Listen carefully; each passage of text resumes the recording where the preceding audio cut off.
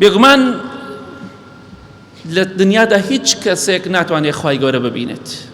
موسا پێغەمبەر صلی الله علیه وسلم داوای بینینی خوای گەورەی کرد، خوای گەورە فەرمی لەن تەڕانی، تۆ ناتوانی لە دنیادا من ببینی.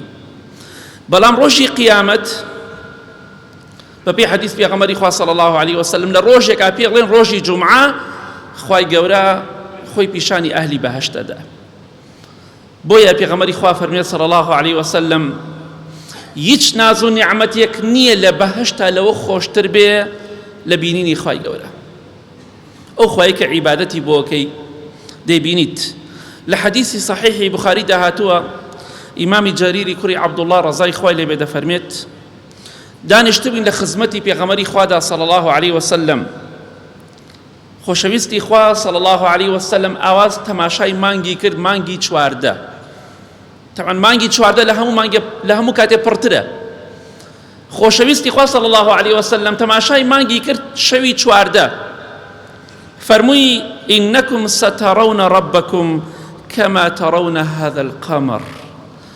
ئێوە بێگومان خوای گەورە دەبینن هەروەکو چۆن ئێستا ئەو مانگە دەبینن، نە هەور هەیە نە تەم هەیە، بە ڕوونی و بە جوانی دەیبینن وەکو خۆی.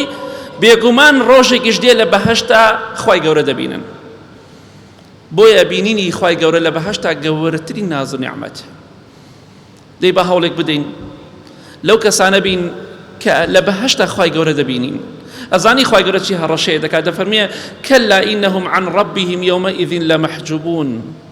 ئەهلی دۆزەخ لە بینینی خوا بێبەشن. ئەوە گەورەترین زەرەر و زیانە ئینسان لە دنیادا ڕەزامەندی خوا و بینینی ذاتی خوا لە دەست خۆی بدات. بە هەوڵێک بدەین ئینشاءڵڵا بۆی ئەو بەهەشتە کە بینینی خوای گەورەی تایە لە دەست خۆمانی نەدەین. چونکە پێغەمبەری خوا فەرمی صلی الله علیه وسلم هەتا نەمرن خوای گەورە نابینن. مردن بۆ ئیماندار سەرەتایەکە بۆ ژیانی خۆش، ڕێگایەکەی دەیگریتە بەر بۆی کە بچتە بەهەشت و خوای گەورە ببینیت. داواکەم خوای گیان بە گەورەی خۆت لە بینینی خۆت بێ بەشمان نەکەی.